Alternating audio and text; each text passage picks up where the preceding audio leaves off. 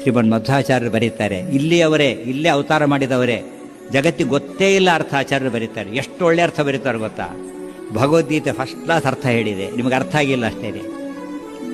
ಕರ್ಮಣ್ಣೇ ವಾಧಿಕಾರಸ್ತೆ, ಕರ್ತವ್ಯ ಕರ್ಮವನ್ನು ಮಾಡು, ಫಲ ಕೇಳು. ಆಚಾರ್ಯ ಫಲ ಕೇಳು, ನೀವು ಏನೂ ತಪ್ಪಲ್ಲ. ಅಲ್ಲಿಲ್ಲ ಅಲ್ಲ ಅಂತ ಕೇಳಿದರೆ ನಿಮಗೆ ಅರ್ಥ ಆಗಿಲ್ಲ. ಪ್ರತಿಯೊಂದು ಕರ್ಮಕ್ಕೆ ಎರಡು ಫಲ ಇದೆ, ಗೊತ್ತಾಯ್ತಾ? ಮುಖ್ಯ ಫಲ ಅಂತ ಒಂದಿದೆ, ಅಮುಖ್ಯ ಫಲ ಅಂತ ಒಂದಿದೆ. ಮುಖ್ಯ ಫಲವನ್ನು ಕೇಳಲೇಬೇಕು, ಅಮುಖ್ಯ ಫಲ ಕೇಳಿಕೊಡುದು ಯಾರಿಗೂ ಗೊತ್ತಿಲ್ಲ. ಆಚಾರ್ಯ ಬರೀತಾರದು. ಅದು ಹೇಗೆ?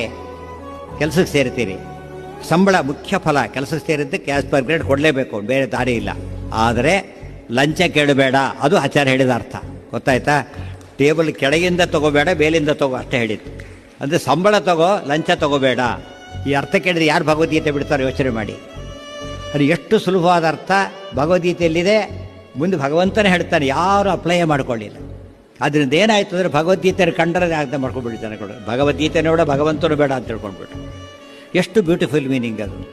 ಏನೇ ಕೆಲಸ ಮಾಡು, ಒಂದು ಮಗು ಯಾರೋ ಬಿದ್ದರು ತಕ್ಷಣ ಎತ್ತಿ, ಅದು ದೊಡ್ಡ ಕರ್ಮ ಅದು. ಅವನು ದುಡ್ಡು ಕೊಡ್ತಾನೆ ಬಿಡ್ತಾನೆ ಯೋಚನೆ ಮಾಡಬೇಡಿ. ಯಾರು ಶ್ರೀಮಂತನ ಎತ್ತರೆ ದುಡ್ಡು ಕೊಡ್ಬೋದು, 1000 ರೂಪಾಯಿ.